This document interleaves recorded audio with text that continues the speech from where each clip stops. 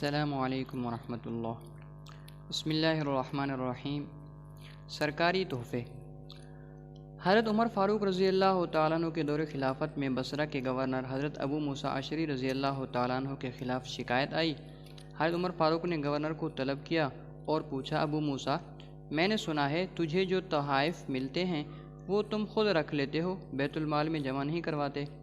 حضرت ابو موسیٰ اشعری رضی اللہ عنہ بولے، حضور وہ تحائف مجھے ملتے ہیں۔ حضرت عمر نے فرمایا، وہ تحائف تجھے نہیں تمہارے عہدے کو ملتے ہیں۔ حضرت عمر نے حضرت ابو موسیٰ رضی اللہ تعالیٰ عنہ کو گورنر کے عہدے سے معزول کیا، ٹاٹ کے کپڑے پہنائے، ہاتھ میں چھڑی دی اور بیت المال سے سینکڑوں بکریاں دے کر کہا، جاؤ اور اب سے بکریاں چرانا شروع کر دو۔